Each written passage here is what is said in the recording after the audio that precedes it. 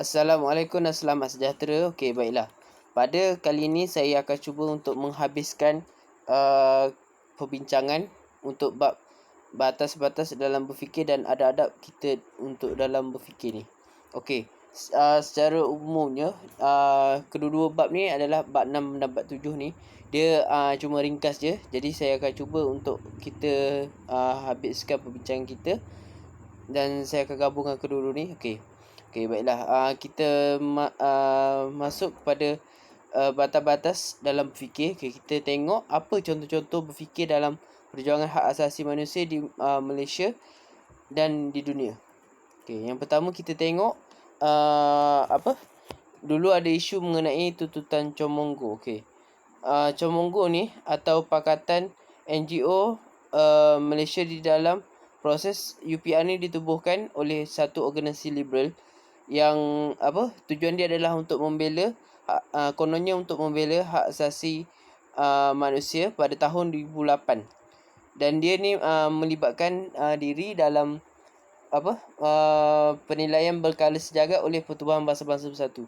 Okey, jadi Comonggo ni dia telah memberikan ataupun menyatakan beberapa tuntutan yang mana dia boleh mengancam agama Islam, yang mana tuntutan-tuntutannya lebih banyak kepada memberi hak kebebasan kepada orientasi seks lesbian, gay, bisexual dan transgender LGBT.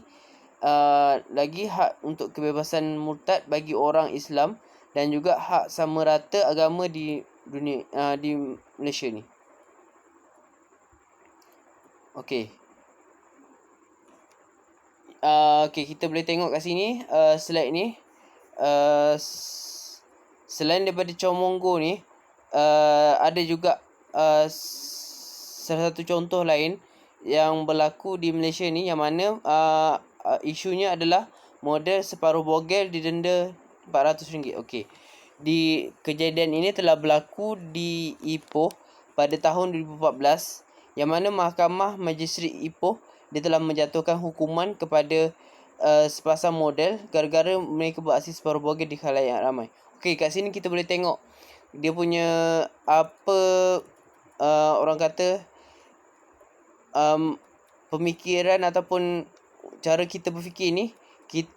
Kalau masyarakat orang yang bukan Islam ni, dia cara berfikir mereka ni dia tidak ada batas dia. Okey, kita tengok lagi.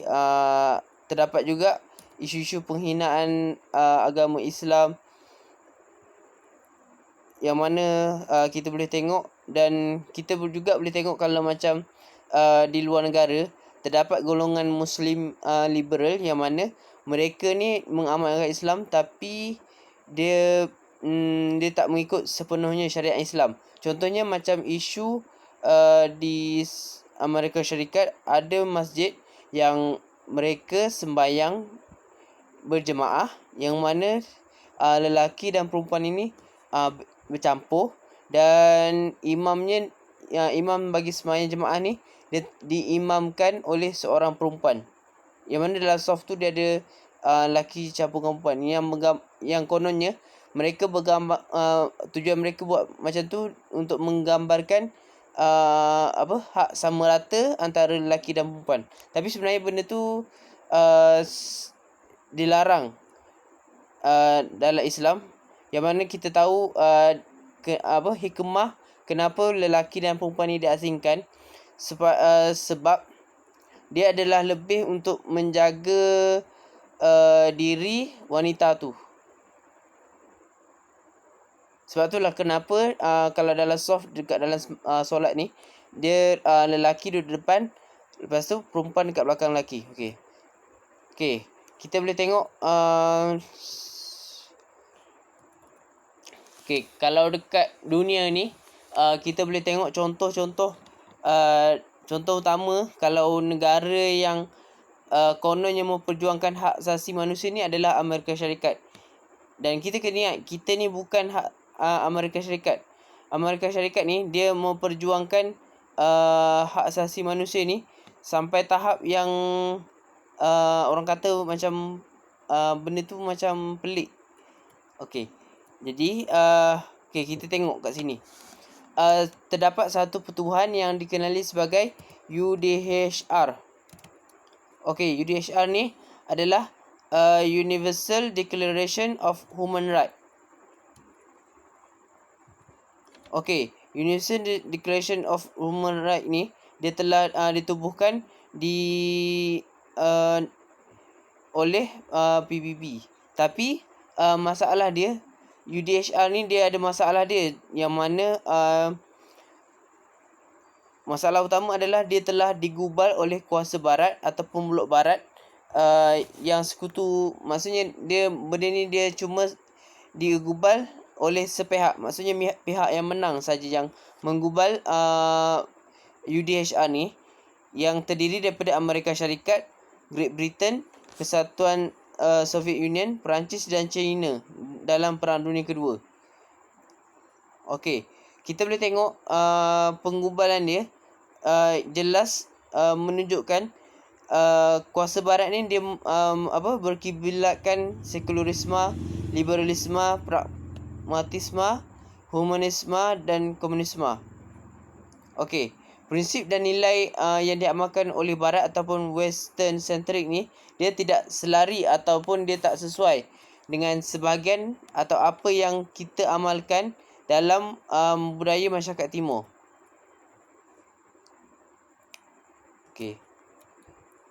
Okey, bagi hak asasi manusia, kalau menurut barat ni individualism dia lebih besar daripada collectivism. Maksudnya kat sini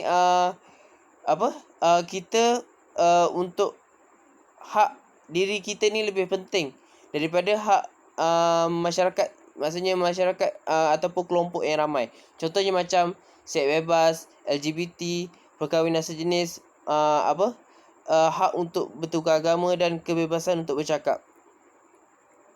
Dan kita boleh tengok kat sini terdapat negara-negara yang membenarkan perkahwinan secara sejenis ataupun gay. Contohnya macam Kanada, Amerika Syarikat, Brazil, Uruguay, Argentina, negara-negara Eropah seperti Belgium, Republik Czech, Spanyol, Perancis, Norway, Sweden, Finland dan lain-lain lagi.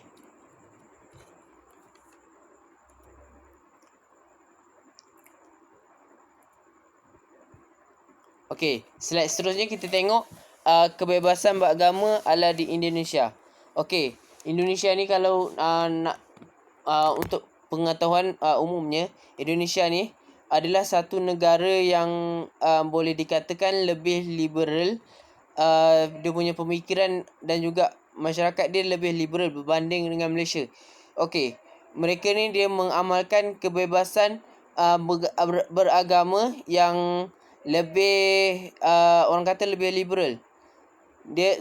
Dalam masyarakat Indonesia ni boleh kita dapati perkahwinan berbeza agama antara contohnya perkahwinan berbeza agama antara Islam dan Kristian ataupun Islam dan Buddhism. Tapi pasangan yang berbeza agama tu dia tak tukar agama.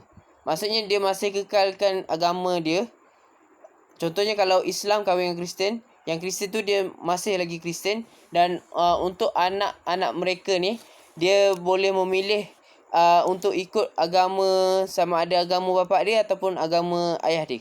Agama ayah dia ataupun agama ibu dia.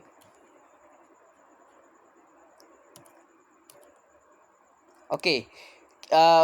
Menurut Oxford Companion to Philosophy, dia mendefinisikan humanism ni an appeal to reason in contrast to revelation or religious authority as a mean of finding out about the natural world and destiny of man, and also giving a grounding for morality. Humanist ethic is also distinguished by placing the end of moral action in the welfare of humanity rather than in fulfill the will of God. Okey, maksudnya kat sini menurut pengertian humanism ataupun fahaman falsafah humanism berdasarkan Oxford Companion to Philosophy ni, dia adalah satu alasan ataupun satu tarikan untuk kita ni menjadi berbeza dengan wahyu ataupun kewibawaan agama. Maksudnya kita ni boleh berbeza dengan apa yang disuruh oleh agama sebagai alat untuk mengetahui tentang alam semula jadi dan takdir manusia, dan juga memberi satu landasan untuk prinsip moral. Okey. Etik humanis ni ataupun etika humanis ni dia dibezakan dan dia meletakkan tujuan akhir bagi tindakan moral ni adalah untuk kesejahteraan manusia daripada memenuhi kehendak Tuhan. Maksudnya apa-apa saja yang kita buat ni adalah untuk kesejahteraan bagi manusia tu. Bukannya untuk ikut apa yang kehendak Tuhan. Maksudnya contohnya kalau macam kehendak kesejahteraan manusia, contohlah kita boleh tebang pokok sesuka hati. Lepas tu kita boleh berkahwin bebas, percampuran agama antara perkahwinan tu boleh bebas. Lepas tu kita boleh maksudnya kita bebas untuk tukar agama. Okey, itu adalah maksudnya kat sini dia meletakkan kesejahteraan diri dia lebih penting daripada memenuhi kehendak Tuhan. Okey, jelas Okey. Menurut Tan Sri Profesor Sheikh Muhammad Nakib Al-Atas, dia telah menjelaskan humanisme ni adalah satu fahaman humanisme ni dia mementingkan dasar keistimewaan kemanusiaan dan keduniaan serta kebendaan dan tidak meletakkan agama dan ajaran-ajaran serta kepercayaan ketuhanan sebagai yang utama dan penting. Maksudnya kat sini macam yang saya cakap tadi, dia meletakkan keistimewaan manusia dan keduniaan. Maksudnya kalau dalam apa-apa satu tindakan dia lebih pentingkan apa hak diri dia berbanding apa hak ataupun apa peraturan yang telah digariskan oleh agama dan juga peraturan yang telah digariskan oleh Tuhan. Okey, kita tengok kat sini. Okey. Terdapat beberapa jenis dokumen hak asasi yang manusia yang berlaku di Eropah. Okey, yang kita boleh tengok contohnya sebagai contoh Magna Carta 1215, Petition of Right 1628 dan US Bill of Right 1791. Okey, kita boleh tengok juga yang mana hak asasi manusia ni dia telah menyebabkan revolusi Perancis yang menyaksikan berakhirnya sistem monarki dan diikuti dengan Declaration of the Right of Man.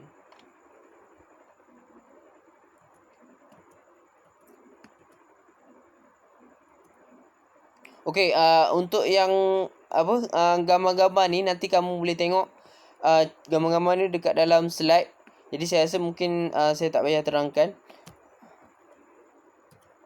Okey, kita balik semula dalam konteks Malaysia.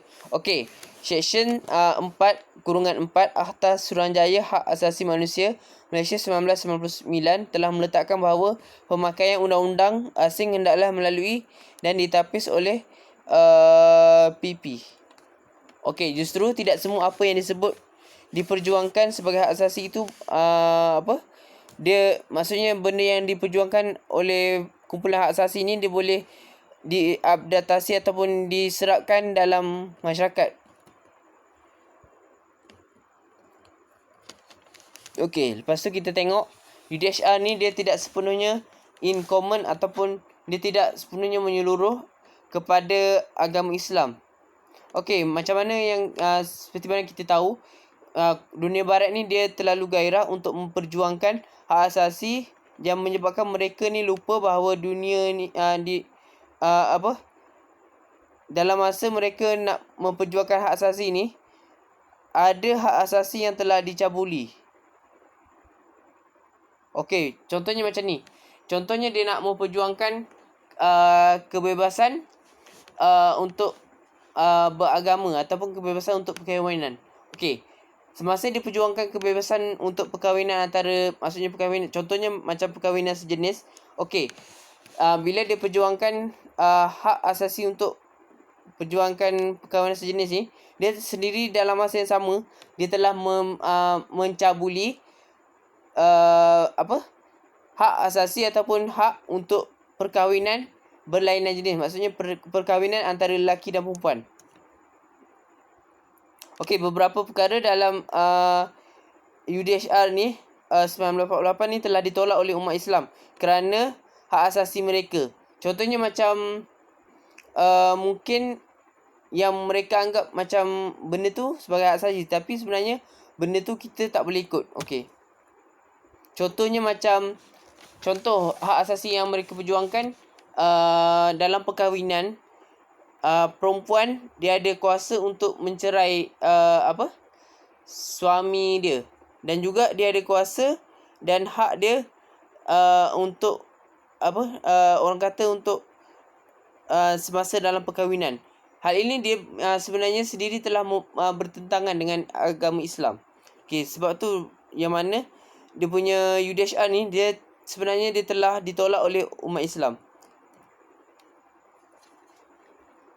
Okey, bagi penganut agama Islam, perkara-perkara ini sudah tentu bertentangan dengan syariat Islam yang telah menentukan hukum hakam berkaitan perkahwinan.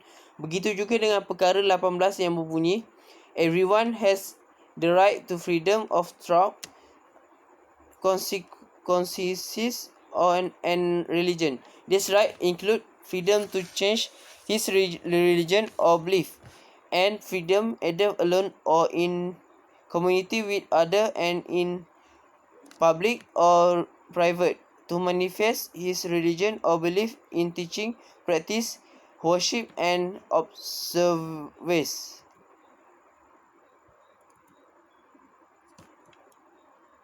Okey, contoh hak asasi yang telah diperjuangkan kat Malaysia ni, Seksyen 4/4 dalam Human Rights Commission Act 1999, yang mana dia adalah telah alasan-alasan dia sebenarnya yang berperjuang ni adalah untuk bergantung kepada worldview ataupun dia mengikuti apa pandangan dunia yang dipegang oleh masyarakat. Jadi memang dia akan maksudnya dia akan ada pertembungan antara kedua-dua kumpulan masyarakat yang berbeza. Okey, kita tengok kat sini beberapa lagi isu hak asasi manusia ataupun HAM di Malaysia. Okey, yang pertama kita tengok kes murtad yang berlaku antara Lina Joy yang melawan Majlis Agama Islam Wilayah Persekutuan, dan kes-kes murtad yang lain.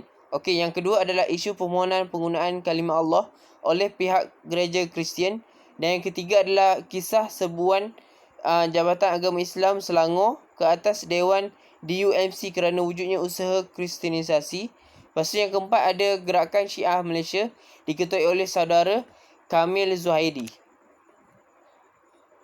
Yang kelima, keserataan dalam gender atau feminism. Dan yang keenam adalah pelakuan songsang homoseksual, lesbian, gay, bisexual dan transgender yang diperjuangkan oleh maksudnya NGO yang pro hak asasi manusia melalui program Seksualiti Merdeka. Okey, kita tengok pula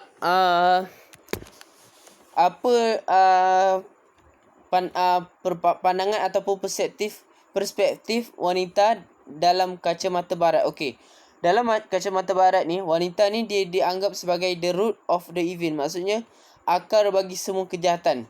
Jadi disebabkan oleh pandangan masyarakat barat masa tu, maka wujudlah satu kelompok yang ingin memperjuangkan kebebasan ataupun perjuangkan hak wanita di Eropah. Okey, kebatilan fahaman human right ni dia lebih terselah pada 1985 dalam satu piagam World Chapter for Prostitute Right, yang mana dalam piagam ni dia telah memperjuangkan kebebasan untuk pelacuran. Maksudnya kalau kita nak melacur ni, dia adalah hak asasi seseorang. Okey, perkara ni sebenarnya dia telah bertentangan dengan agama Islam yang tidak membenarkan wanita ni sebagai satu alat untuk barang perdagangan. Okey, gerakan hak asasi manusia di Malaysia ni dia telah lama dan dia mendapat momentum baru semasa wujudnya era reformasi 1998. Okey, gerakan hak asasi manusia ni dia telah melangkah sejarah apabila parlimen dia telah maksudnya gerakan hak asasi manusia ni dia telah mencipta sejarah yang mana parlimen telah meneruskan Akta Suruhanjaya Hak Asasi Manusia pada 9 September 1999. Okey. Yang tadi tu kita tengok itu semua adalah dalam topik batas-batas dalam berfikir. Jadi kita akan tengok pula macam mana adab-adab semasa kita berfikir.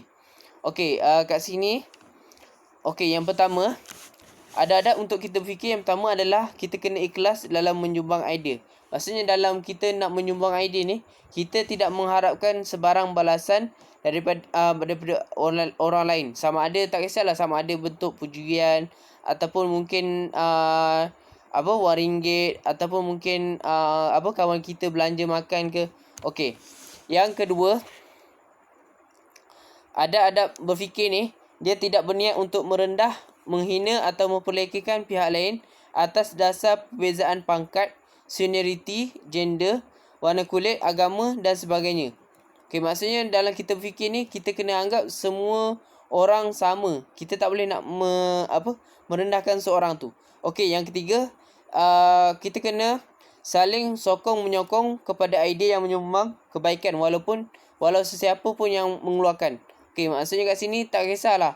Mungkin orang tu mungkin pangkat dia lagi rendah pada kita, tapi bila dia mengeluarkan idea dan idea dia tu bernas, kita kena menyokong idea tersebut. Okey, yang keempat, adab-adab untuk berfikir ni kita tidak boleh untuk menyalahi hukum adat dan agama. Okey, yang kelima dia kita semasa kita fikir ni kita tak boleh menyentuh hal-hal agama pihak lain. Maksudnya kita tak boleh menyentuh sensitiviti agama orang lain. Lepas tu kita juga tak boleh nak memprovokasi orang lain. Lepas tu kita kena menghormati kedaulatan undang-undang tempatan, maksudnya undang-undang yang telah digubal di Malaysia. Okey. Yang ke-8, kita ni dalam adab untuk kita fikir kita tidak melihat siapa yang beri idea, tetapi isi idea tersebut. Macam ada pepatah cakap, don't judge a book with a cover. Maksudnya kita ni kalau kita nak tengok idea seorang tu, kita bukan tengok, maksudnya kita tengok orang ni nampak macam segak, cantik semua, kita terima idea tu. Tapi idea yang orang yang kemukakan tu sebenarnya ada lagi idea yang orang yang lain yang mungkin dia tak berapa cantik, dia tak berapa kacak, tapi dia keluarkan idea dia tu lebih berisi berbanding orang yang kacak tadi. Okey. Yang ke-9, jika idea kita tidak diterima atau ia tidak masuk, idea kita ni langsung tidak dialu-alukan, tetapi majoriti telah memilih idea terbaik dan praktikal untuk menyelesaikan masalah. Maksudnya kat sini kita ni contohlah kalau macam idea kita ni tak diterima, jadi kita ni jangan berkecil hati. Mungkin idea orang lain ni lebih maksudnya lebih praktikal dan lebih terbaik untuk menyelesaikan masalah yang telah berlaku. Okey, jadi saya rasa mungkin setakat itu saja untuk bab 6 dan juga bab 7. Jadi kita dah habis pengajian kita mengenai penghantar pemikiran kritis dan kreatif. Sekian, terima kasih.